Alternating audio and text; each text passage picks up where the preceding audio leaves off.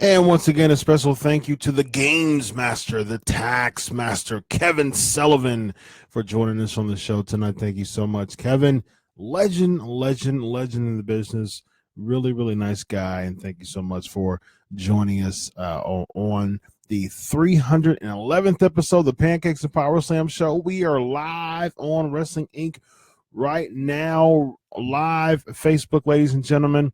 Join us on the Facebook live stream right now. Of course, join us on Twitter as well. Hashtag Panslams.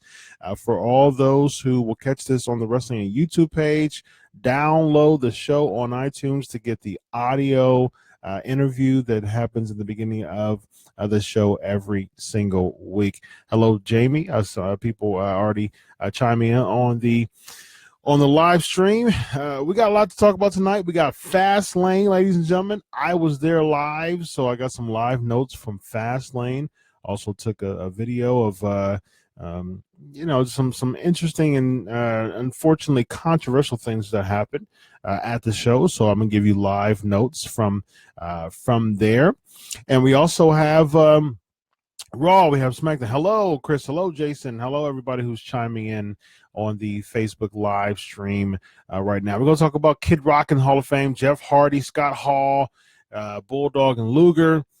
We got trivia, of course. We got trivia. We got trivia this week from WrestleMania 12 and WrestleMania 13. So go back 20 some odd years, 22 years, 21, 22 years. Go back to WrestleMania 12 and WrestleMania 13. Get your thinking caps on because we're going to talk about some WrestleMania 12 and WrestleMania 13 trivia for the 311th episode of the Pancakes and Powerslam show. We got a lot to talk about tonight. Just getting on here live. Flavor of the week this week, we're going to talk about title changes. Title changes from WrestleMania 1 to 6. So we're going to talk about your favorite title changes. We're going to say every single title change that happened between WrestleMania 1 and 6.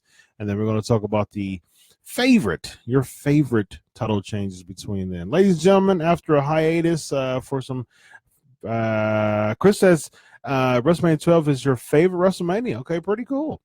WrestleMania 12. Yeah, WrestleMania 12 was a pretty cool WrestleMania. Absolutely. Thank you, Jason. Says I'm a good host. Spread the word. This is the 311th episode of the show. Of course, catch us live here. You were at WrestleMania 13. Good stuff. That's awesome, man. All right. Without further ado, co-host with the most. Welcome back, Evan Tech Proud. How are you tonight, sir?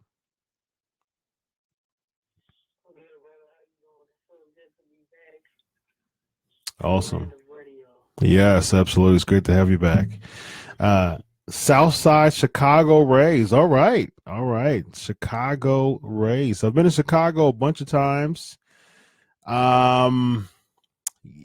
Someone's asking if they can be the special guest. No. Thanks for your support, though. Here at the Pancakes and Power Slam show, we interview a wrestler every week. We got a really huge interview. This week was a big interview. We had Kevin Sullivan on the show. Next week, big interview. Absolutely. You said, yeah, you're owed. Well, if you were at WrestleMania 12, I guess it depends on how old you are at WrestleMania 12. If that was 22 years ago. So, if you were 10, 11, 12, we'll see. Someone's making a comment saying Bray Wyatt gets humiliated every pay-per-view. That's a good question to pose right now. Where do you think Bray Wyatt is going to be at for WrestleMania? Looks like we got the compound match, the ultimate deletion. Yes, next week on Raw. So we'll talk about where that is leading. Ladies and gentlemen, we got so much on the show tonight. So without further ado, let's get right into it. You know what time it is, ladies and gentlemen. It's the headlines. Here we go.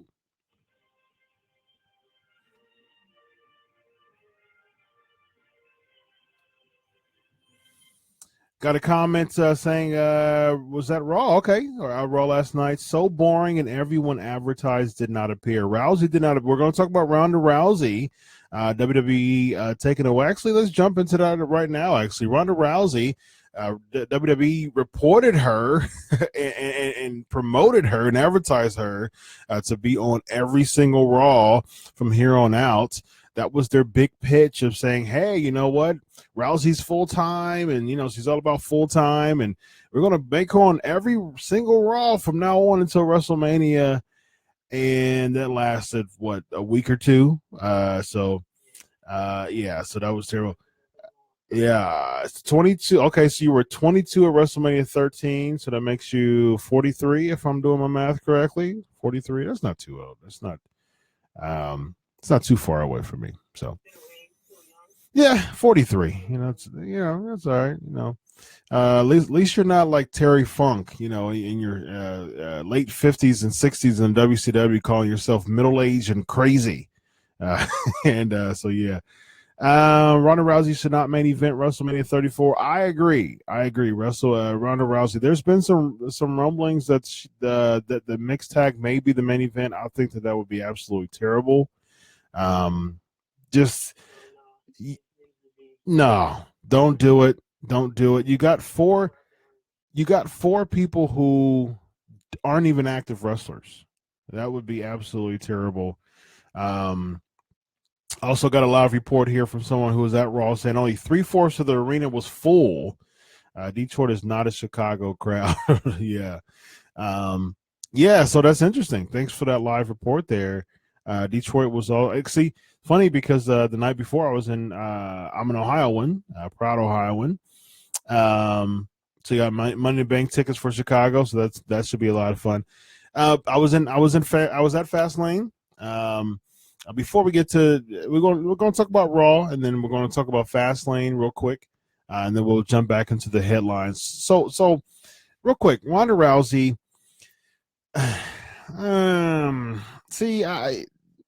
I think that she's a good, and I've said this before, I think Ronda Rousey is a very, very good addition to the WWE fold. I interviewed Roddy Piper's son, Colt, a few weeks ago, and he gave Ronda Rousey the coat. So when she came in Royal Rumble, she got the coat from Colt. She got the coat from Colt, brother. And so yeah, that's awesome. Someone saying Ohio rules. Hey man, you get the clap for tonight for putting Ohio over. So you get an applause for that, Jason. Good job, man. I appreciate you putting Ohio over. Another question. Oh, great state. That's right. Yeah.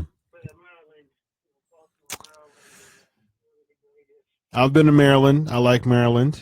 But Ohio, I'm going to put Ohio over because born and raised, and there's a lot of people.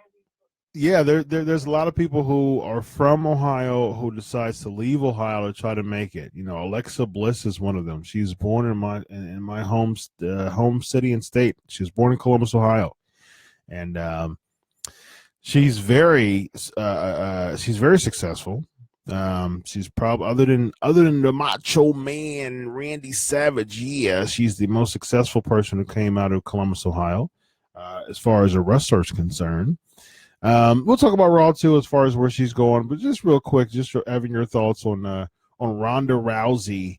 Real quick, Ronda looks like she can wrestle from the training videos. I agree with that. She looks like me. She was an amazing MMA star for so long, and the last two fights that she was in was unfortunate losses to Holly Holm and Amanda Nunes, but the 15 fights before then, she was first round defeats. I think Miesha Tate was the only person who she didn't she beat. I think she beat Miesha Tate the first time in the first round. I think the second time she beat her was in the second or third round, if I'm not mistaken. So I mean, she had impressive. So she did her work. She trains like an animal. But at the same time, I've said this before: MMA endurance and pro wrestling endurance is two different things. So I really hope they don't main event this.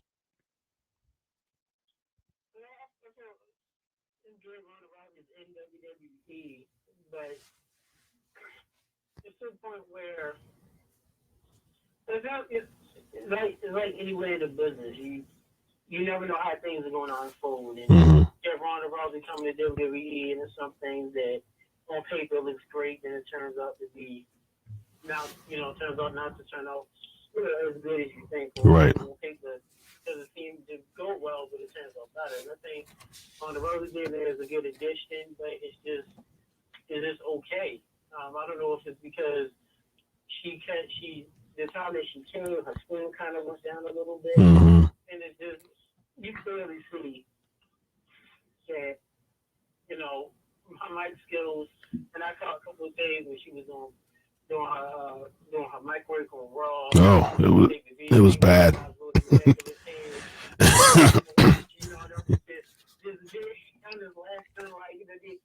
Okay, we gotta stay there. The all fans thought she was getting buried alive. Yeah. Like the all fans, she came from WWE. She came from UFC. I mean, when you're out for the 30,000 people, 20,000, however much WWE's gonna tell you that's there, it's a whole 180 talking UFC. Yeah. You know what I'm saying? You have press conferences, you see about one comment, maybe a sentence, that's it. You gotta have mic work. So to be fair with her, it's funny to us. It's like it might feel bad, and you can just tell she's just overwhelmed. And she's so tough that they keep doing this. They keep recycling these nicknames where the baddest man on the planet, Iron Mike Tyson. And then it's like she comes up and she starts crying. Right. Like, yeah. It's like you're the baddest woman on the planet. She's crying, but at the end of the day, it's good to see her. But it's like, okay, it's not going to have the big thing. You got the promo. It is the graphic up before Brock and Reigns. Yeah. The moment, what's the tagline? The moment you thought would never happen. They're fooling. Maybe the people that's not interested. But we saw this happen, at the moment when you saw the stone act like never happened. And then you're 31. Yeah. Yeah. And he came back out like nothing happened. This is like 2-3 years in the making. Yeah. Who are you fooling, WWE? The way you have the promo, the moment that we never thought would happen. Come on. Right. We all do. I was at the moment, and you can see my face there in a couple of shots. He was in row 2 right there, and the cameraman was standing right in my face, and that's how I knew she was showing up. The cameraman isn't going to sit here, and there's still 10 minutes left to go. Right. Yeah. Yeah. Yep. I'm glad for her, but at the end of the day, it's after Mania. What is she going to do?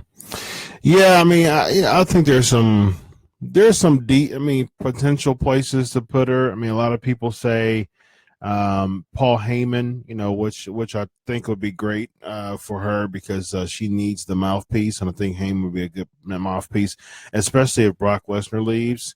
So I definitely think that will be a where she should go for sure. I got a bunch of comments here as far as what's going to main event Mania. That's a good discussion. So someone saying Taker Cena should close WrestleMania. Rousey in the main event will ruin WrestleMania. Taker Cena should close WrestleMania. I bet Brock and Roman does. The AJ Nakamura match with the Macho Steamboat match, that's a really good comparison. People saying they heard Lesnar versus Roman maybe mid-card. And then someone else saying I can't see Lesnar Reigns as a mid-card match. I agree. I mean, as far as what they're doing with Lesnar, just briefly as far as people who the discussion of the WWE salaries and, Brock Lesnar making $10 million a year. So basically every time you see him, he's every time you see Brock Lesnar, he's making $500,000 basically every time you see him. So that's basically, I mean, and that's quite crazy. Ronda Rousey, even though her still not the best, we all can relive Kevin Green and his mic skills in WCW. Oh my goodness, yeah, that was quite bad. And then, oh yeah, Kevin Green's was it was quite bad. Yeah, it was bad. We don't want to think about that. Mongo's wasn't very good either. So just those football, those 80s, and 90s football players that for some reason the WCW decided to acquire those, granted Mongo was a part of a Super Bowl football team, but that didn't make you a good wrestler. And when they made him a part of the Horsemen, man, I said, oh man, this is all bad. Yeah.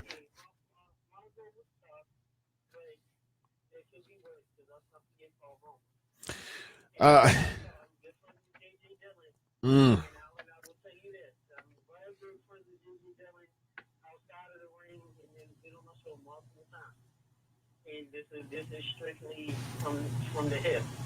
I mentioned Paul Roma, AJ Dillon was dead at me with a before trance and bust all that. Of course. But here's the thing though. JJ Dillon was not a manager during the time that Mongo was a Horseman member. So I think JJ would have had that same reaction if he had to manage Mongo and the Four Horsemen. Someone saying, I drove to Detroit for WrestleMania 23 because I knew that there was no way Cena would beat Shawn 2, and he did. I was livid. All right, here we go. First trivia question.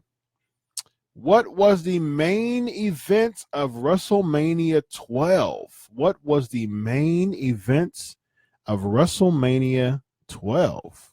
Got a bunch of trivia questions tonight, so you better get your trivia ready, and we're going to do a lot. All right, so some live notes from Fastlane. There was the Breezango, the 6-man match was pretty fun. The crowd was pretty live on that one. I think it was a pretty good match to set the tone. Pretty good pre-show match.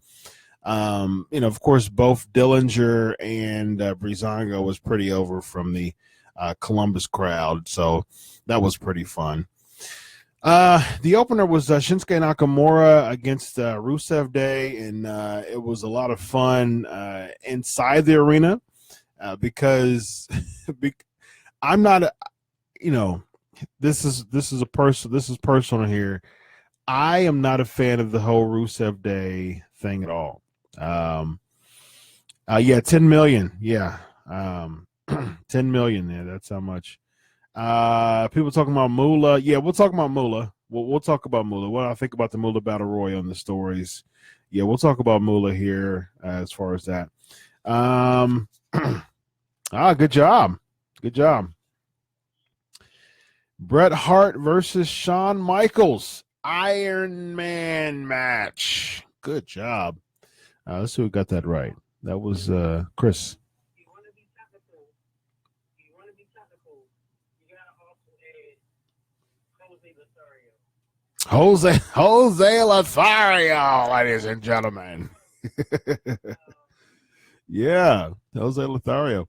How long? Here's the bonus question. Here's a bonus question on that. How long did it go? How long? Precisely. Don't Google it or nothing. Precisely how long was the Shawn Michaels versus Bret Hart Iron Man match from WrestleMania 12? Someone is saying Rude's going to turn heel. I'm okay with Bobby Roode being a babyface, and I've explained this before. This is why I like Bobby Roode as a babyface, especially leading into WrestleMania. Okay, first of all, he's going to get babyface chance with the glorious entrance anyways, and we'll get to as far as their match at Fastlane and who got the bigger reaction here at at the show. But yeah, I mean, he's going to get babyface. If he turns heel, he's going to get pops. So that doesn't make any sense for him to turn heel just to get cheered. And I'm really like critical of that. Don't turn someone heel so they'll get cheered. So they'll make the baby face. They won't put the baby face over. So don't do that. He's going to get his. I mean, if he's a good heel, but I would say I've said this before. Wait until after WrestleMania, because at WrestleMania New Orleans, they're going to deck it out. He's going to get all the glorious chants. He's going to get all the bells and whistles of the glorious entrance. So he's going to get that babyface reaction anyways. Let him be a babyface going into WrestleMania. If you want to turn him heel after WrestleMania, I'm totally cool with that. But at the same time, it's like, if you're going to turn him heel, make him heel. Get rid of the glorious song. Keep the robes. Keep the pompous attitude. But get rid of stuff that would make him automatically a babyface. And so the glorious entrance, the glorious song, that's a really catchy song that's, will get him over as a babyface. So I would be very, very critical of that. Next question. Who defeated Triple H at WrestleMania 12? Who defeated Triple H at WrestleMania 12? Or as William Regal would say, Triple H. Triple H. Who defeated Triple H?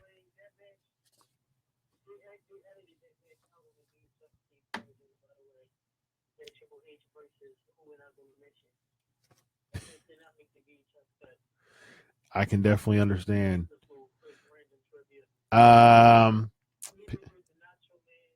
People saying he's not a good face. I don't agree. I think he's a good face. He's over. Okay, so I'm gonna actually skip to the Bobby Roode versus Randy Orton match, Fastlane. This is live. This is the live reaction from the crowd. Bobby Roode was over more than Randy Orton was, period. He was getting, when they were doing the boo yay type of punches thing, Roode was more over. There was Randy Orton got mostly babyface chants, but there was some very noticeable boos. So I mean, he's over. People saying an hour and 3 minutes. No.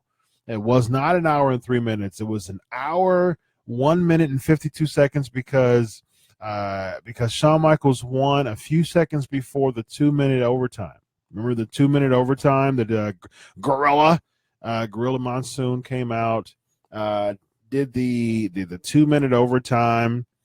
I believe it was Gorilla Monsoon. I'm almost positive. Yeah, it was Gorilla Monsoon. It was Gorilla. Came out, did the 2 minute overtime, and Michaels pinned him 8 seconds before the time was up. So 61 minutes, 52 seconds was the outcome of that match. Very, very good match. Someone saying that they thought it was too long, but I thought it was great. I thought it was fantastic. It was definitely a trend-setting match. Let's see if we got the correct answer. Yes, we do have the correct answer. The Ultimate Warrior. Good job. Someone saying, calling it now, Daniel Bryan and Shane versus KO and Zayn. Yeah, I said that a long time ago. People weren't really believing me, but I think that would be a fantastic match for Mania. If Bryan's cleared and they have him in a tag match. I said that before, and people were doubting me when I said that, but you doubters, I got a word for you doubters. But yeah, I mean, I think that would be fantastic. I think that would be such a marquee match if they did that, cleared them. Yeah. I mean, it would be absolutely fantastic. And I think that, like you said, I mean, just watching SmackDown, I think the writing's on the wall. We'll talk about that here in a little bit, but It's definitely going to be a tag match. I think it's quite obvious, especially since they beat him up. Um, announcing that Daniel Bryan's going to be there next week. I don't know if that was. I don't know that would cause people to watch SmackDown or draw more people to SmackDown. And if it doesn't draw more people to SmackDown, you might as well just make it a surprise factor that he did that. I mean, just imagine the place erupting if they were trying to corner Shane McMahon next week. You know, Shane McMahon cuts a promo. They can still do this. Shane McMahon cuts a promo, and then, you know, it's so funny because last week I actually got a tweet on this. Last week I booked something. I said, do not bring Brock Lesnar. I said, do not. I was very adamant. I said, do not bring Brock Lesnar on Raw. And guess what happened? Someone's watching this podcast from the WWE because Brock Lesnar did not show on Raw. So once again, ladies and gentlemen, just like last week, I do it for you. That's right. Any day of the week, ladies and gentlemen, I do it for you. So yeah, that is one of my favorite things in the world now. Shinsuke and Rusev, Nakamura Rusev Day. The Nakamura Rusev Day. Like I said, I'm not the person who is really big into this Rusev Day thing. I think that Rusev Day is like the new age CM Punk chant. I don't think, Rusev is a great hand, fantastic athlete, but I don't really think I don't think that Rusev is over. I think the fans want to put themselves over, and do the whole Rusev Day thing. Real quick before we get your thoughts on that, Evan. Comment saying, the day Triple H takes over main roster from Vince is the day wrestling gets great again. Look at NXT at 205. Triple H gets it. Vince is out of touch. Someone saying Vince looks like he's 100. Crypt Keeper. What's with his red under his eyes? Well, here's the thing. Vince, the red under his eyes is because the guy, from what I've heard, he doesn't get any sleep. And he needs to get sleep, but he doesn't. He doesn't get any sleep. I don't agree with the whole Vince is out of touch thing. I mean, I understand that there's an evolution in professional wrestling, but at the end of the day, there has to be a balance. That's the reason why I think Vince and Triple H, kind of run the creative process together is very good because the NXT product is fantastic, but at the same time, people can criticize NXT for being a niche type of product, and which isn't a lot of it started to become like Velveteen Dream, Lars Sullivan. Those are very Aleister Black, very character heavy people, which is great. That's what they need. And Vince still has the art of creating characters, and that's what wrestling is all about, man. I mean, you can have a wrestling clinic for 2 hours, but it doesn't mean nothing if there isn't any characters that people are pulling behind. So I don't want to say that he's out of touch. Maybe the fact that Triple H is by his side to help him with that creative process. I think that's a very good plus. And he's 72 years old. He definitely needs he definitely could use some assistance as far as staying with the times. And I think Triple H, who's more than 20 years younger than he is, would definitely help him with that.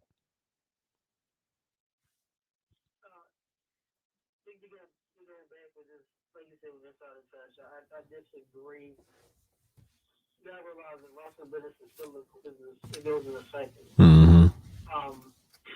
Vince and Triple H, you need each other. Triple H is more wrestling. Look at NXT. NXT is cool with wrestling.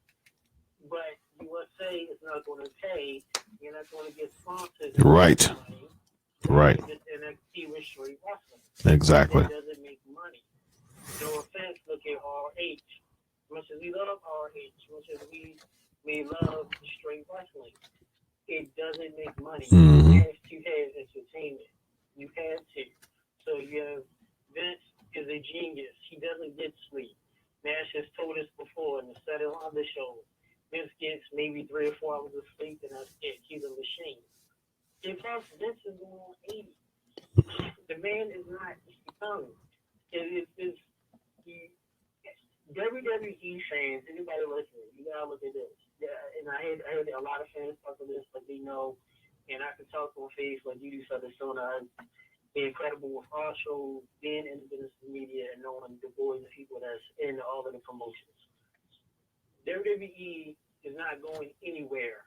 No. WWE is still making millions of dollars. Yep. WWE is still in the black. They're not losing money. So, and WWE itself is a juggernaut. There's so much more to WWE than what you see on TV. Yeah, actually, last year was actually their most profitable year ever. So, yeah. Exactly. So, we love the business. That stuff that goes on in WWE, we don't agree with. But Vince isn't out of touch. Vince is a marketing genius.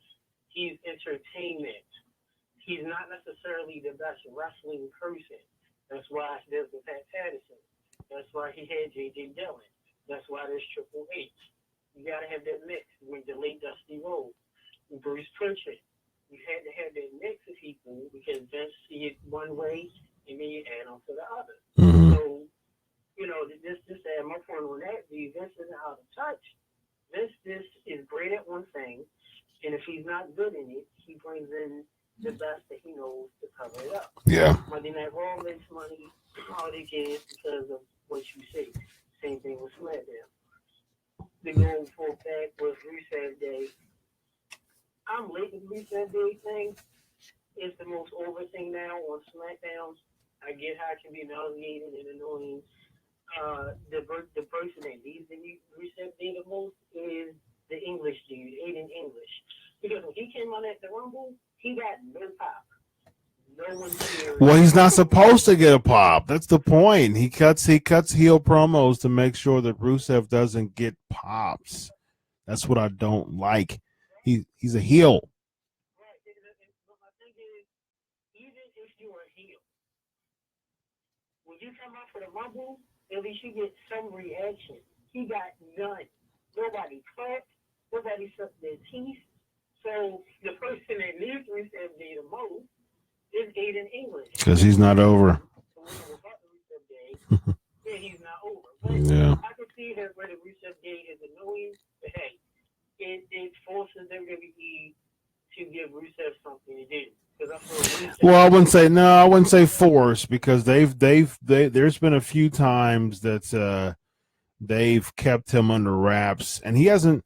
Rusev he doesn't have an impressive win-loss record. He still loses quite a bit, unfortunately. He doesn't. Mm-hmm. He doesn't. But then there's something that say Rusev fell into the Cena curse. Whenever you got a big monster heel, you're doing okay. You say Cena at Mania, and then your career goes down. That's what a lot of people on WC say. You did it with Umaga, you did it with Rusev, they did Wyatt. Anyway, that's speculation and conspiracy. Yeah, Bray Wyatt, same thing. Wade Barrett, Alex Riley, yeah. Ryback. Mm-hmm. Yeah.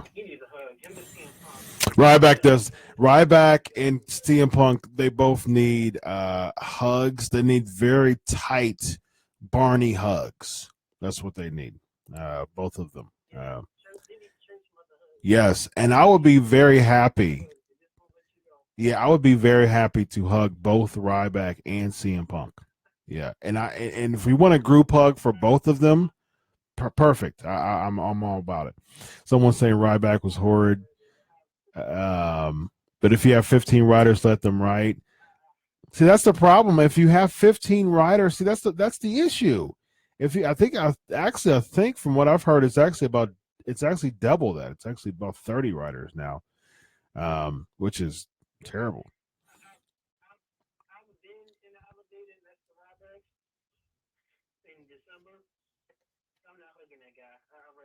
I'll hug him. I'm big. I'm a big dude. I'll hug him. Yeah, he does. Yeah, he does talk like he does. He does. He does.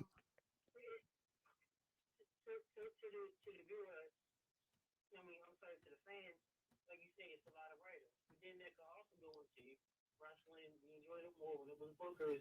We had actual wrestlers Mm-hmm. that could help write a show. When it was this JJ or Bruce or a few people at Vince's house, where you had a few writers that could go, not to be funny, look at SmackDown. Look how SmackDown is ran. Because you had Road Dogg being a head writer. And look at the formula of SmackDown as opposed to Raw. Anyway, Nakamura, I love him. I was been a fan of Nakamura for years, way before he went to WWE. And like you said, the Rusev Day thing, I'm like you. People chanting, I'm not going to put it on a CM Punk level. But It's getting there. It's getting there for sure. Right, it's like, okay, here we go. Yeah. Real quick. Yeah, certainly. Someone's saying for Finn Balor to lose the blue leather. I agree totally.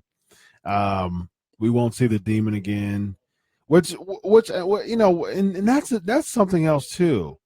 Not seeing the demon character on WrestleMania, that doesn't what I don't understand how you wouldn't do that. I mean, hopefully they do, but it doesn't make sense if they don't do that on WrestleMania. Someone else is saying, Jamie's saying, is it me or did Shane being on Raw lose some of the Raw versus SmackDown flavor? I agree with that. Good observation. Ryan is saying WWE is going to Fox, which I hope they do because that would cut out an hour of their show. It would go back to a 2-hour show, which that would be fantastic, actually. People are hyped for John Cena and Undertaker. We'll talk about that in the Raw as far as my thoughts. Yeah, someone is saying CM Punk's going to go 0-2 in MMA. Going to get embarrassed in Chicago. He'll get a lot of Demon equals marketing sales. Very true, absolutely. And here's the thing with CM Punk, he'll get cheered like crazy in Chicago's hometown. However, someone's saying, Luke saying CM Punk could be in the All-In show in Chicago. Not really. There was some teasing that he did with Young Bucks, but unfortunately, he's still under contract with UFC. So if Cody can talk to Dana White and have him appear on the All-In show, do it. Why not? Do it. Do it now. Do it for you. That's right, baby. I'll do it for you. Finn Balor with the blue jacket. Finn is bringing the BWO back. Yes. The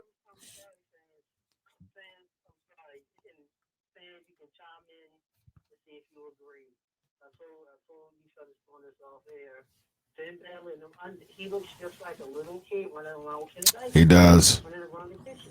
Yeah. Exactly how he looks with his tight. Mm-hmm. No demon earlier. I'm telling you. First of all, we didn't see the man versus man match. You didn't see my Bray Wyatt. Oh, I'm so glad we didn't. I'm so glad we didn't see that. Yeah. But we did get to see that House of Horrors match between Bray and Orton, which I'm just it's budget cuts. Yeah. Use that Fastlane. There's so much stuff budget cuts. Becky Lynch thing with her steam punk gear. Yeah, that was odd. That was odd. Yeah.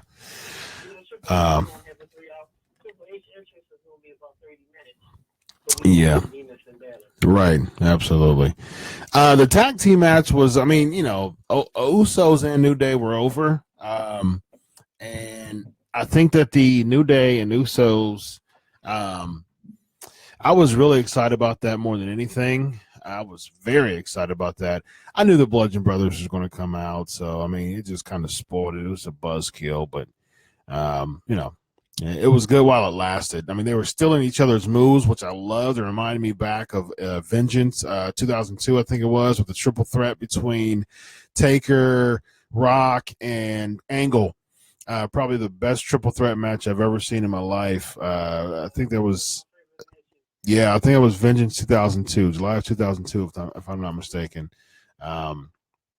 Let me make sure of that. I think it was Vengeance 2002. I think it was.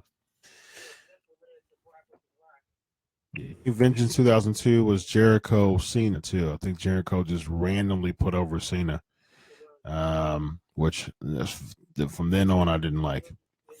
July 21st, 2000. Speaking of Detroit, it was in Joe Louis Arena, Detroit. July 21st, 2002. Let's see. John Cena beat Chris Jericho 6 minutes and 21 seconds. Isn't that a good, solid card, though, man? I mean, 2002, Dudley Boyz defeating Benoit and Guerrero in an elimination tables match. That was 15 minutes. Jamie Notable with Nidia beat Billy Kidman. Hardy beat Noble retained the Cruiserweight Championship. Hardy defeated William Regal for to retain the European Championship. Then that Cena versus Jericho. Nobody, that's we don't want to remember that. RVD defeated Brock Lesnar by disqualification to retain the Intercontinental Championship. Booker T defeated the Big Show in a no disqualification match, and after he won, he said, "I'd do it for you." The Un-Americans defeated Edge and Hulk Hogan to win the tag team championships. Wow, I mean, solid card, man.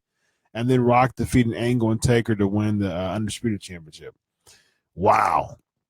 And then Rock will lose the title the next month to Brock Lesnar.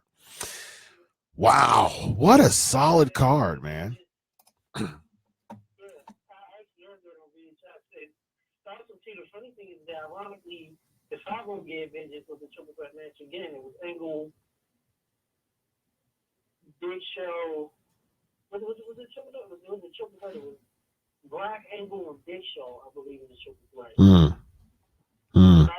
following year was another triple threat match, which was really good. But OT was OT and 03 was some of the best years. Oh yeah, absolutely. Let's see. As well. Vengeance of 03 was, let's see, you had, Eddie Guerrero beating Chris Benoit to win the U.S. title. Jamie Noble with Nidia again, beating Billy Gunn with Tori Wilson. Very interesting. Invitational. Yeah. APA Invitational Barroom Brawl. Where was this at? Let's see. This was in Denver. Okay. Bradshaw winning by eliminating Brother Love. Very interesting. In an APA Invitational Barroom Brawl. Only lasted 4.5 minutes.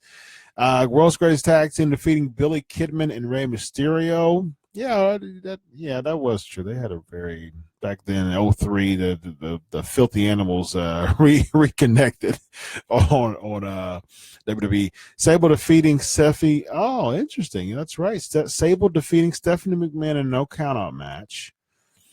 Taker beats Cena. I do remember that. Mr. McMahon beating Zach Gowen. That lasted almost 15 minutes.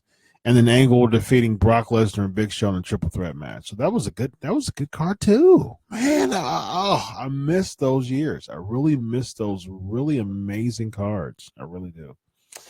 Let's see if we got comments here. I like Filthy Animals. Bludgeon Brothers with a dumb name. I agree. Someone saying 97 to 99 was the best time in wrestling. Someone's calling Gowen a one-leg scrub. 97, 99. See, I was a bigger fan of Ruthless Aggression than Attitude Era. I was a bigger fan. Yeah. Ruthless Aggression 01 to 04. I was a bigger fan. Yep.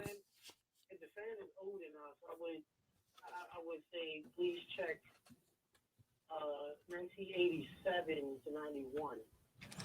It's the tag teams, the single matches, the NWA and WWF. Mm-hmm. 87 and 91, just the time period was just, I say 87 and 91, and like you said, the Ruthless Aggression era, I would say 01 to about 03, early 04 would be the best period. Yeah, I was a big fan of Ruthless Aggression, man. I think the quality of work. See, the thing is, the Ruthless Aggression reminds me a lot of today, but with better characters and storylines. Like, it was just I mean, the quality of wrestling was fantastic. I mean, the Brock Angle matches, even Big Show was a good, Guerrero, Benoit, as a wrestler, Benoit, Mysterio, Edge, Jericho, Booker, Mysterio. I mean, it was just so many good wrestlers at that time. Someone saying, say that in your puke Vince voice, he's gonna puke. On the spot. All right, next trivia question, ladies and gentlemen. What type of match was Ahmed Johnson and LOD versus Nation of Domination at WrestleMania 13? What type of match was Ahmed Johnson and LOD versus Nation of Domination at WrestleMania 13? Real quick, Fastlane thoughts. People were really into the main event match. Main event match was a very solid match. I agree that it was great. I think it was really good. I think everybody had their spot. Everybody looked good. There were some people around me that was criticizing the opener when Cena AA'd everybody except for Styles. I said, you know what? Cena just buried 4 wrestlers in 5 seconds. There, that's a big match, John, right there. Burying 4 wrestlers in 5 seconds, man. What a shame that opened the show, but that opened the match. But other than that, it was pretty good. It was a really solid pay-per-view. I enjoyed it. I really enjoyed it. I haven't missed a televised WWE pay-per-view or wrestling event, a live televised WWE event in almost 20 years. I've been to all of them here that comes to my hometown, Columbus, Ohio. So, I mean, and this was good. There was some low points, of course, but I wasn't expecting Fastlane to be a perfect pay-per-view. It was a good filler pay-per-view. It was a good bridge into Mania, so it was pretty good. So as far as just the headlines, we talked about some salaries. Check out my article on the salaries of every current WWE superstar. Type in salaries WWE Chris Featherstone, and you'll see it. Some interesting things. Ronda Rousey. I think they had to send like a document to the Securities Exchange. Security and Exchange Commission or whatever, and it had all their salaries on there. So apparently Rousey's coming in at $1.5 million. So quite interesting because she's making leaps and bounds more than the top wrestler. I think Bayley's at 300. I think the Bellas are at 300. Let's look at these. Look at these salaries real quick. As far as and then Ryback kept making his argument that everybody should make the same, which was weird. Cena's making $8.5 million. Reigns making $5 million. AJ's only making $2 million, so that's an argument. AJ's at $2 million and Reigns is at 2.5 times more than he is, but Reigns has been there longer. He's main evented more. I don't think there's much of a argument. Now, there is an argument that AJ Styles makes the same amount of money as Dean Ambrose. That's a bit odd. Miz is at $2.5 million. Rollins at $3 million. Sheamus is at $1 million. Jeff Hardy's at $1 million. I'm just going to talk about the millionaires. I guess Big Show's at $850, but Orton's at $4.5 million. Jinder's almost there, 900,000, and which is sad too because Goldust is only at 400,000, and he's been there for over 20 years, 23 years, off and on. He's making $400,000. I mean, which is still an amazing amount. But you have Goldust making $400,000 and Sin Cara making almost double, making $700,000. Sin Cara makes $700,000, ladies and gentlemen. Sin Cara. $700,000 for being on Main Event. What in the world is going on? Chicago Street Fight. There you go. Good job. Chicago Street Fight. But wow. Sin Cara, ladies and gentlemen. $700,000. Bray Wyatt making $1 million a year. Yeah, that was very surprising to me. Now you have like Braun Strowman is only at $300,000 right now a year. I'm sure that'll jump up coming close of 2018, but he makes the same as Bo Dallas and Apollo.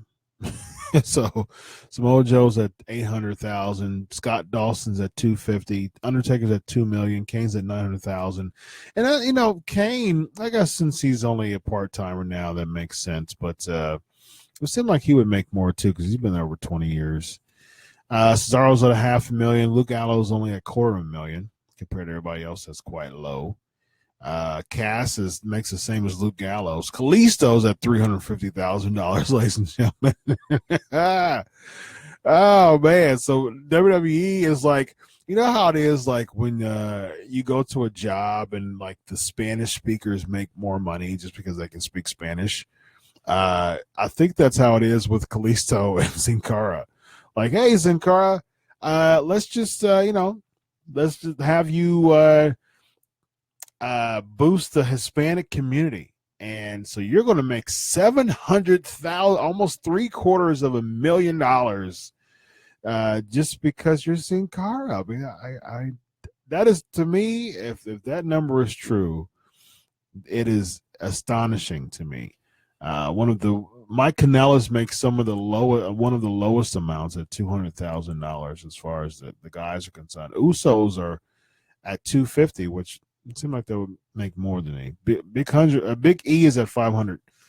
Fandango 400,000. Epico 200,000. R-Truth 550,000. Kofi Kingston is at $500,000 a year.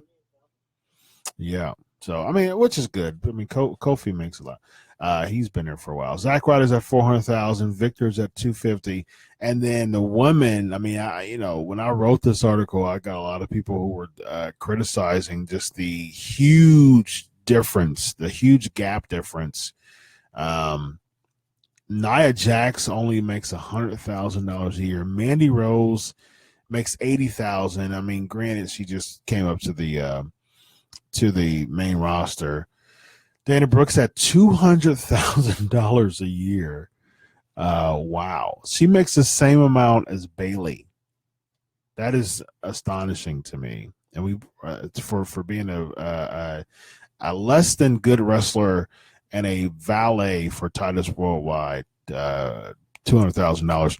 Sonya Deville's making more than Mandy Rose, $100,000. Becky Lynch is at $250,000. Summer Rae, before she got released, was a little over $120,000. Carmella's only making $120,000, which is crazy. Lana's making $200,000 a year, ladies and gentlemen. Lana, a valet and someone who barely wrestles, $200,000 a year. And Naomi's making $180,000, which I'm okay with that. She's one of the top. I think she should make more, actually. Same thing with Bayley and Sasha. Liv Morgan makes $75,000 a year. That is incredible to me. Yeah, wow, $75,000 a year. Yeah, well, Brock Lesnar, in addition to his $10 million, he makes $100,000 in merchandise a year too, I believe. So he is bringing in the big wigs. Someone saying that lowballing AJ, 4.5 million for doing nothing. People, yeah, they play Goldust. I agree. Yeah, people are surprised about Sin Cara. So Taker gets 2 million for one match a year. That's a good point. Usos at 250K, horribly underpaid. I agree with that wholeheartedly. Can't get mad at Taker. Anybody that's a legend in the business that paved the way, people like that deserve to just get paid for this. Like Michael, can't get mad at that. If anybody wants a job and has been the staple for a company for over 20 something years, hey, man, I get paid. Yeah. Speaking of pay, Luke is talking about Dolph Ziggler when he resigned. He's like, "Pin me, pay me." Job Squad member for $1.5 million a year. Ascension making the same as the Usos. Yeah, that's crazy to me. Talk about disparity in pay for female versus male. I agree. I mean, I don't know. I mean, I think the big argument is, does those females make the same as males? Which no, because they don't draw as much. But I would say people like Charlotte, people like Asuka, people like Bayley, Sasha. I think they should be up there with the guys. I think they should be making. They draw. They're huge, especially Charlotte and Sasha. They main evented pay-per-views last year. I mean, I think Charlotte and Sasha Banks should be making millions a year. To me, I think they should be compared to the guys. Someone else is saying Charlotte and Sasha should. Liv makes the same as me, and I don't have to travel or take bumps. Good point. Good point. Someone saying, "Wow, Lana, 250K, never in the ring." Someone's agreeing that what I said, Charlotte and Sasha should make multi-millions. I think that they should be on the level playing field with the guys, hands down. I think Asuka should be that way as well. Not particularly right now, but I think within probably the end of the year, going into 2018, I think that for sure she should be with the guys. But as far as right now is concerned, Charlotte and Sasha should be in the $1 million club for sure.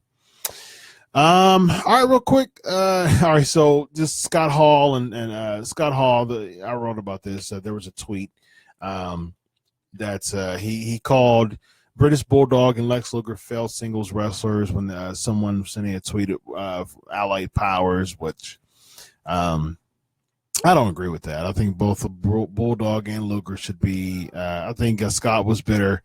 I actually spoke to. I mean, Scott Hall got in a heated exchange with Bulldog's daughter Georgia, and actually reached out to Georgia and chatted with Georgia and did a write up on it. That the was deleted because Georgia said that the tweet was deleted because they chat about it all away and caused the tweet to be deleted. Scott Hall, man, I think it's, speaking of Scott Hall, I mean, just the going back to Jeff Hardy's, he was arrested this weekend, man, and my prayers are for Scott and Jeff as well, because it's like, man, it's I don't know if he was any type of addiction or anything caused him to make a comment like that, because it's just right. It's just incorrect. I mean, both Luger and Bulldog, both of them, hands down, in my opinion, deserve to be in the WWE Hall of Fame. Hands down. And if you want to be technical, Luger actually had a better singles career than Scott Hall. Scott Hall never won a world championship. So, yeah, absolutely.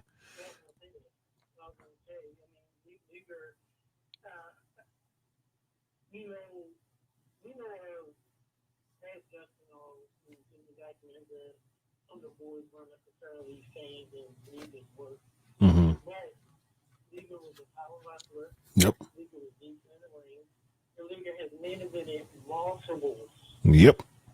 pay-per-views in WCW, NWA, and in WWF. Mm-hmm. He went against Hogan, West, Sting, Flair. Cole won the '94 Royal Rumble. Co-won the '94 Royal Rumble. Mm-hmm.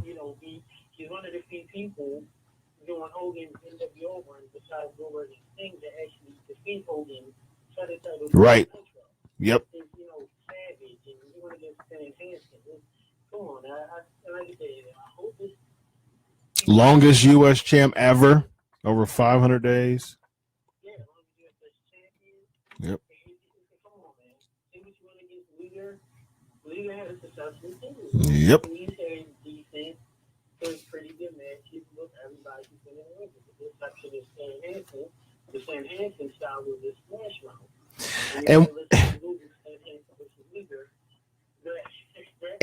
Yeah. Or you can no sell like Brody did against them. That Brody no sell. Yeah.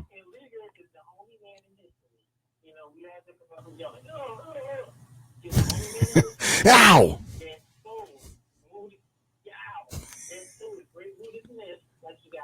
Yeah, he did.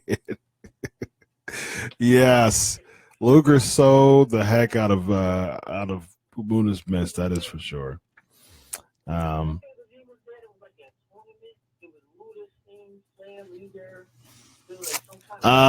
think it was like the round robin that they had. That they had in the WCW. Let's see. Looks like Great American Bash. No, Great Muda. Yeah, they had like a round robin or some type of tournament. Maybe the Crockett Cup, perhaps. Winner gets a title shot. That was 99. No, let's see. 99. Yeah, I'm looking at something that says 99. Yeah, it seemed like it. Yeah, it was. All right, I see 91 Clash of the Champions. June 14th, 1991. Yeah. Very, very interesting. Man, those cards. I really do miss those cards. Luger should have won the title at WrestleMania 10. Someone saying Pillman should be in the Hall of Fame. Bulldog. This year's Hall of Fame inductees is a hodgepodge mess. Real quick, let's get to a different trivia question here. Who did The Undertaker defeat at WrestleMania 12? Who did The Undertaker defeat at WrestleMania 12? So Rey Mysterio, the injury that he had was a lot better than expected, but there was some false claims that he was going to fight Cena at WrestleMania, which no, that wasn't the case. That's not the case. We saw on Raw, which we saw on Raw what it's going to be. So yeah. Yeah, I mean, milk it. I'm okay with it. I see. Here's the thing, and we're about to get to Raw here in a minute. I'll wait to do my rant on Taker. But I don't want to see Mysterio Cena. And I think that Mysterio should be like I think he should be like a part-timer. I think he should just make just random kind of pop-up appearances, because if we see too much of Mysterio, it'll get back to how it was before he left. Nobody cared about Mysterio. He was teaming with Kalisto, and he was just kind of like a non-factor. If we see too much of Mysterio, I think he'll get back to that. People just won't care. So those pop-up appearances, yeah. I mean, we'll just don't overuse Mysterio. All right, so real quick, Evan, what are your thoughts on Raw and SmackDown? SmackDown first. Jinder Mahal That's the wonder of the world. It was so crazy. He walks to the ring looks one way, he leaves with the other. I know that's your boy Featherstone. Not at all. I don't know, man. I will say this. I like the ending. Yeah. Maybe I think too hard. I feel like Shane did add realism. Some wrestlers that don't really matter, so they came out and tried to help Shane. Mm-hmm. I was like, come on, guys. Like, Shane didn't beat up. He's the commissioner. No one came out to help. Right. He had downloadable staff members standing there looking. It's like, who are these people? Yeah. Shout out to Todd Dillinger who was caught on camera. He was disappeared in the curtain. He didn't try to help Shane. That was actually Mike Kanellis. Shout out to Shane. Was it Mike Kanellis? Mm-hmm. Mike Kanellis. Yeah. So Mike Kanellis, he's sitting there, so he decides to do a ninja vanish. Mm-hmm. And, shout out to Shane, man, for taking that bump on. I don't know if that was a ladder. Mm-hmm. That was some kind of paddle. Yeah. It like he held it down and someone get away. It's like the segment was good. I just feel like more realism should have been done. Mm-hmm. Yeah. Having people come out. Overall, I thought SmackDown was okay. Orton. Word, I like Word. I think he's well. I just feel Orton is like, what are you? You know, you're just there. You're the U.S. champ. You've been there for 15 years. Uncle Randy. U.S. championship. Yeah, but overall, I thought that was okay. It did its part. Raw was decent.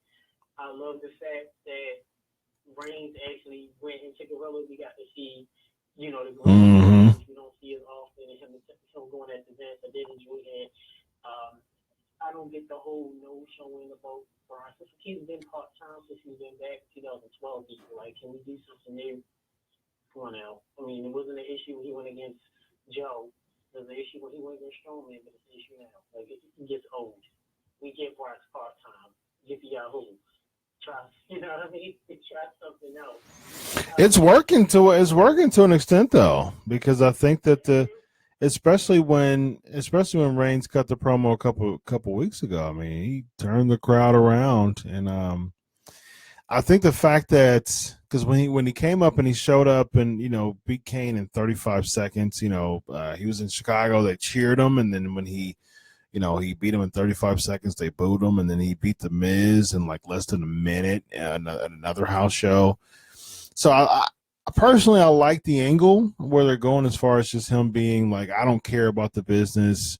And I think it's just kind of putting light to it because first it was like, oh, he's an anomaly. He, makes appearances every now and then, which both you and I agree that, making those, kind of sporadic appearances actually helps a character because that's what champions used to do all the time in the 80s and early 90s.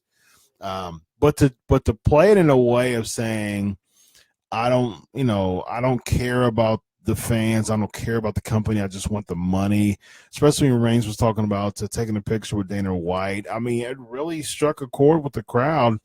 And the fact that, he said that, he wasn't there.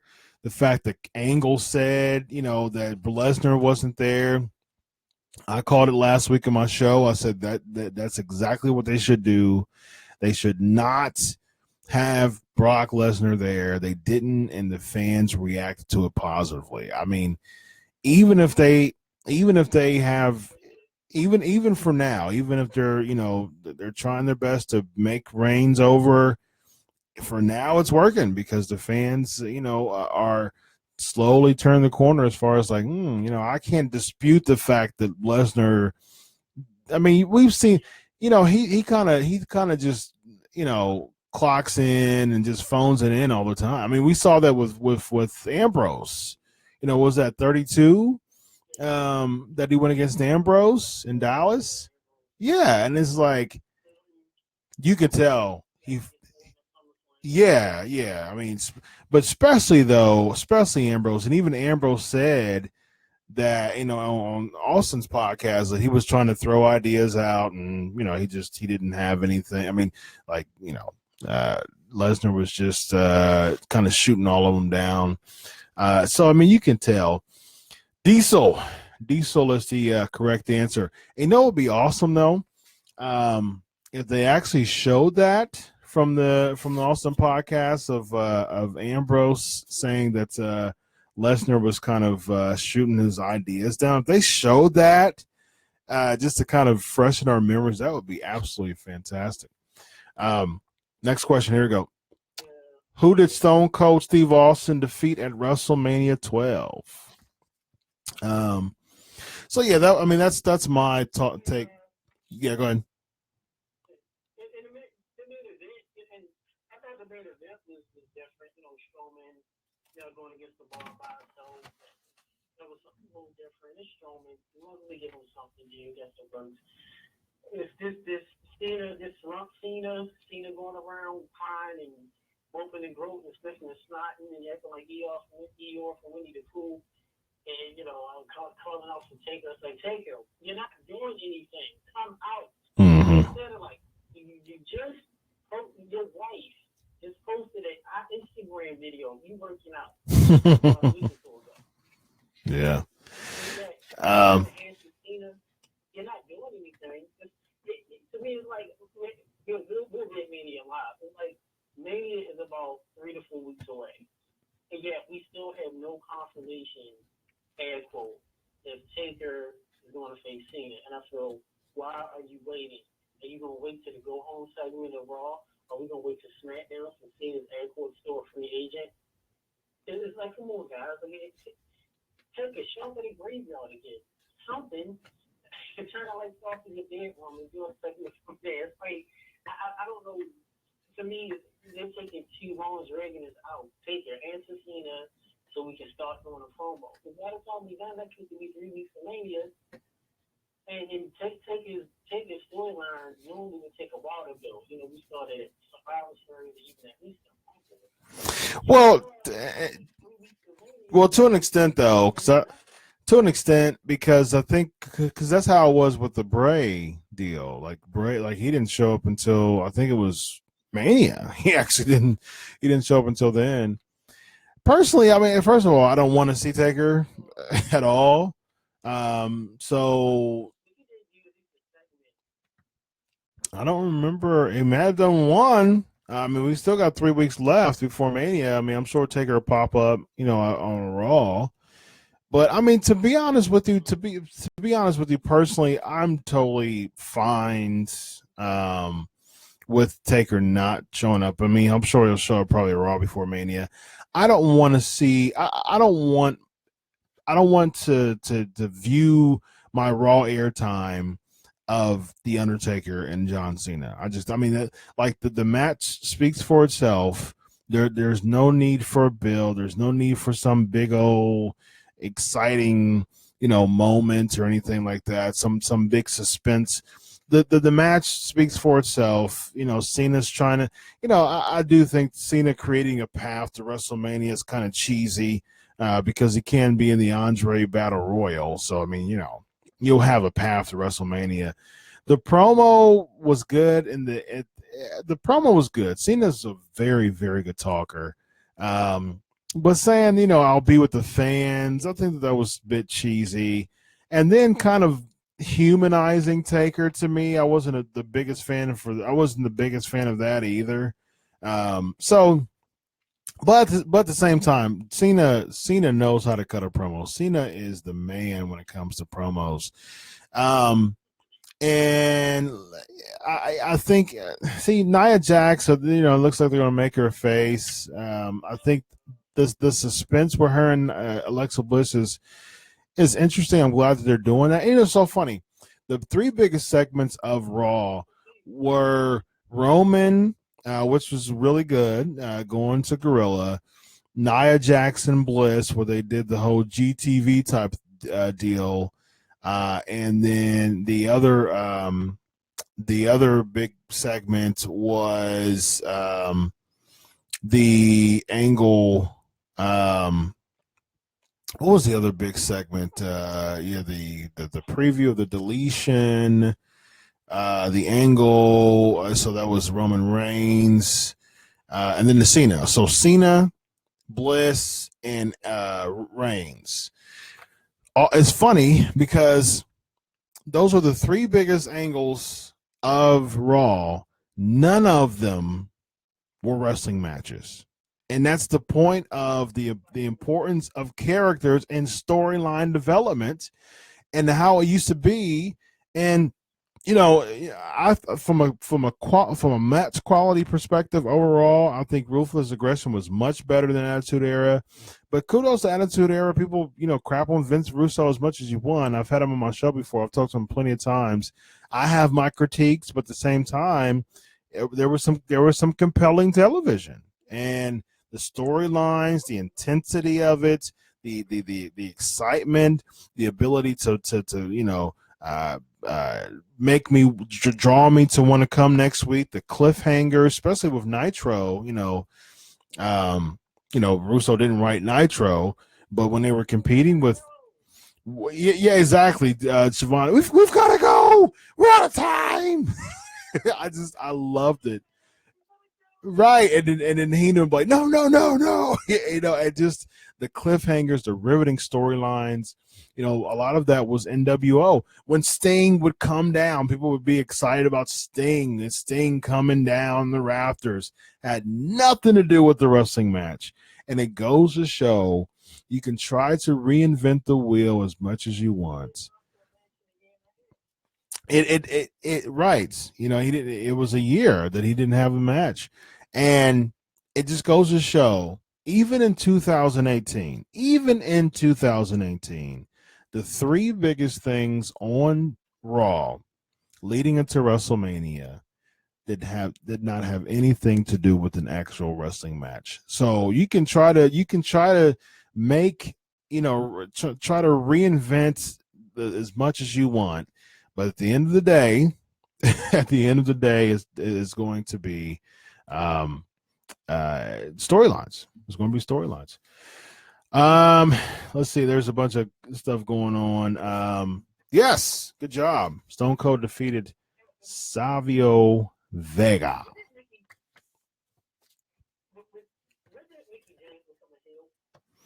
It's been about 2 or 3 weeks. Been about 2 or 3 weeks ago. I think it was actually right after it was right after Elimination Chamber when Alexa Bliss came out and did the promo. She came out with it.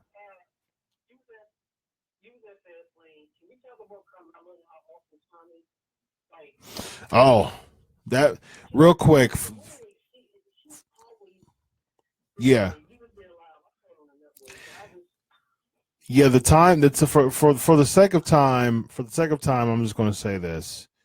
That tag team match was a bust, and I do not like the fact, and this is going into SmackDown real quick before we get into the flavor of the week. The fact that Naomi's just losing matches like out the wazoo now, I am not a fan of that at all. I think that is a terrible call. I'm not a fan of that at all. Build her up. I mean, Charlotte's the person right now. Charlotte Asuka, I understand. And it's funny because Ruby Riott didn't even show up on SmackDown unless I missed it or fast forwarding or something like that. And she was in the title match, on Sunday. So that doesn't make sense. I like the triple threat. I like Rude. I like Rude, Orton, and Jinder. I think Orton in the U.S. title picture, I'm a fan of it because I think it elevates the championship. It makes people like Bobby Roode and Jinder Mahal are two perfect people who would benefit as far as being mid-card stars, rising up in the WWE, and Orton being like the catalyst there to help them, make that move. I'm okay with it. Bludgeon Brothers, I'm not a fan of them. I like Harp and Rowan, but this Bludgeon Brothers gimmick is terrible. And plus, I really want to see New Day Usos. One team versus one team. I think. We had a little taste of it, on Fastlane. It was fantastic, but adding the Bludgeon Brothers, I'm not a fan of. And then Shane McMahon, I think the last match, the last segment, I think it was good. There was another report that actually actually wrote about and reported bodyslam.net or something like that. I think the guy who reported the XFL, who broke that, I think he said something about Dolph Ziggler going against Shane McMahon at Mania, doing his whole I haven't had a independent match at WrestleMania. So it doesn't look like that's going to be true, but it does seem like it clearly seems like Shane McMahon's going to be involved with Owens and Zayn. I did like that. I did like that segment at the end. I think it was a good call. It made me excited to watch Mania, and I think it was well done. All right, we got a couple more trivia questions for you. Who won the WWE Championship at WrestleMania 13? Who won the WWE Championship at WrestleMania 13? All right, ladies and gentlemen, it's time real quick. Let's do it. Let's do it. Do it now. Flavor of the week, I do it for you. It is now time for the flavor of the week. All right, ladies and gentlemen, title changes from WrestleMania 1 to WrestleMania 6. I'm going to say all of them, and we'll talk about, for about 5 minutes or so, we'll talk about our favorite ones. So I wrote them all down here. WrestleMania 1, so Iron Sheik and Nikolai Volkov defeating U.S. Express for the Tag Team Championship. Also, Wendy Richter defeating Leilani Kai with the Fabulous Moolah. Real quick on, yes, The Undertaker. Good job. Good job, Undertaker. All right, real quick. Here's the next question. What was the WWE Tag Team Championship match at WrestleMania 13? Moolah. To research the research, there's an interesting article on Fabulous Moolah. There's a few of them out there now as what she did. A lot of people not happy with honoring the Fabulous Moolah based on some past things that she did as far as just pimping people out and getting money and just how she treated women's wrestlers. Google that, and a lot of people are not happy that they're honoring her. So WrestleMania 2, British Bulldogs defeating the Dream Team of Brutus Beefcake and Greg Valentine, winning the WWE Tag Team Championship. WrestleMania 3, Steamboat defeating Savage, Intercontinental Championship, fantastic match. WrestleMania 4, Demolition defeating Strikeforce to win a Tag Team Championship, and Randy Savage defeating Ted DiBiase in the tournament finals to win the WWE Championship. WrestleMania 5, we saw Rick Rude defeating Ultimate Warrior to win the Intercontinental Championship. Hulk Hogan defeating Randy Savage. Mega Powers Explode, WWE Championship. Good job. Owen and Bulldog against Vader and Mankind. Fantastic job. WrestleMania 6, Demolition defeating the Colossal Connection to win the Tag Team Championships, and Ultimate Warrior defeating Hulk Hogan to win the WWE Championship. Give me 2 or 3 that sticks out to you in those first 6 Manias.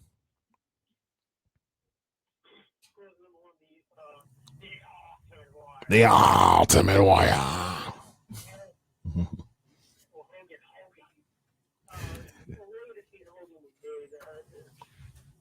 William Hogan was started that match, so iconic match because his superpowers, no pun intended, and her defeating Hogan. Hogan losing was very, very back then. I definitely feel that something like that, like you said, Hogan giving Warrior the title and Warrior standing there with the IC belt and that world belt. Yep. The second, of course, Savage against Steamboat, great match, WrestleMania 3. The best match of the card, just back and forth, and Inside Cradle wins it. Definitely Inside Cradle wins it. So, and then on the side, of course, definitely forgot Demolition with a tag title 3 WrestleManias in a row. Yep. But Demolition defeats Strikeforce. I'll put it up there.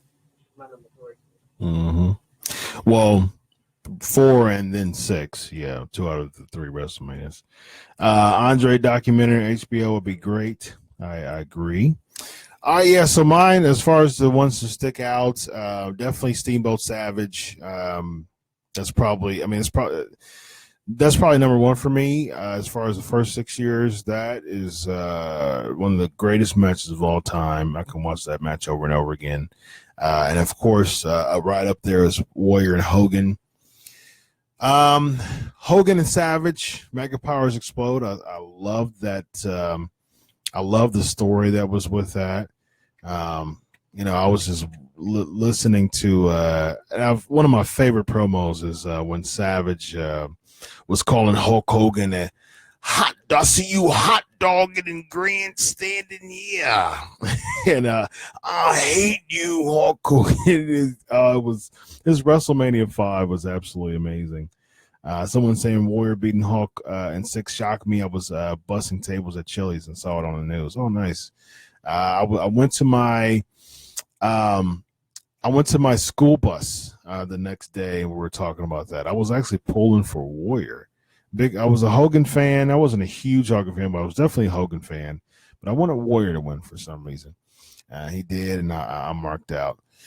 All right, ladies and gentlemen, fantastic show as always. All right, so ladies and gentlemen, here we go. Big announcement. Next week, we're going to have Rosa Mendez on the show. Rosa Mendez will be on the show next week to talk some stuff. So I'm really excited to have Rosa Mendez.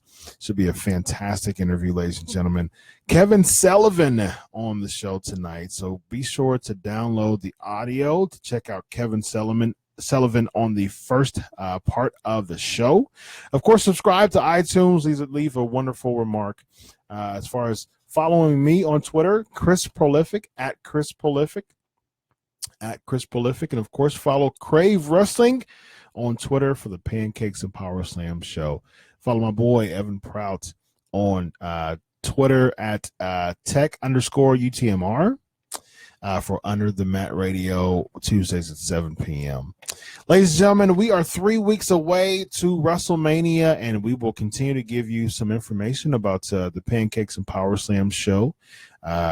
Doing some fantastic coverage again, and we're going to have some fun. So be sure to stay tuned as far as what we're going to do, where we're going to go. And until next week, ladies and gentlemen, it has been a blast. So thank you so much for all of the wonderful interaction through the Wrestling Inc. Facebook Live. And, of course, catch this on the Wrestling Inc. YouTube page. It will be airing up here shortly within the next day or so. Thank you so much for your support as always. 311 episodes of the Pancakes and Powerslams show, and we are continuing to get stronger and stronger and stronger. Thank you so much for all your support. For 311 episodes, ladies and gentlemen, on behalf of Under the Mat Radio, Evan Tech Proud, I am Chris Featherstone. Follow the Pancakes and Powerslams show at Crave Wrestling. Until next week, ladies and gentlemen, enjoy your week of wrestling. God bless. And always remember, I do it for you. Have a good night. Bye-bye.